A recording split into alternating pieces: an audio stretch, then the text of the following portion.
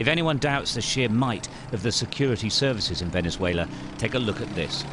On one of the main highways in Caracas, a roadblock is supported by water cannon wagons. Behind that, armoured cars with mounted tear gas tubes. Then the National Guard in riot gear on trucks. And finally, the much feared military intelligence. Remember, this is just one shot of one unit. There were many more across the city.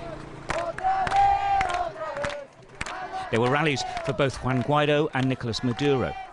This street is packed with opposition supporters trying to get from the east of Caracas, an opposition stronghold, to the west, which largely supports Maduro. They've come out in their thousands, but it was clear that for the first time in weeks, the government had decided to disrupt the opposition rally. National Guard block all the main routes across town. Trucks known as vampires extend sideways across the road. They're supported by National Guard. This way is closed. Despite this, the opposition supporters say they remain as determined as ever. But nothing much is changing. It will change. But it's gonna be. I'm pretty sure it's gonna be. It's gonna be. The whole world is looking at us. And the whole world is waiting for Venezuela to recover the freedom. And this is why we're doing this. We need freedom. On motorbikes, we tried to make better headway. Time and again, the way was blocked. There's a big operation here to stop, or at least try to suppress this demonstration. There's police absolutely everywhere, National Guard as well. Most of the routes are blocked, heavily armed riot police.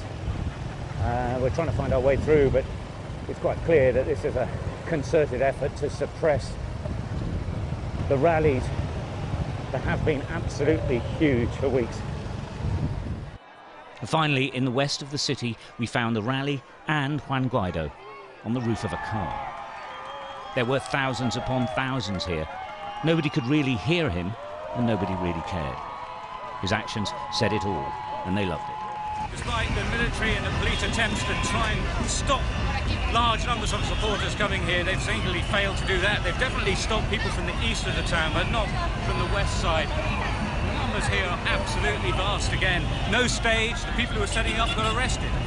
So it's a significant turnout, but I think it also indicates that the security forces here mean business, and perhaps they'll make greater attempts to close down the supporters if they can. So far today they've failed.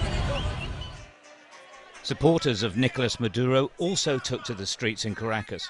Whatever the opposition does here, he remains in absolute control. But the country has been hit with days of blackouts. Virtually nothing is working.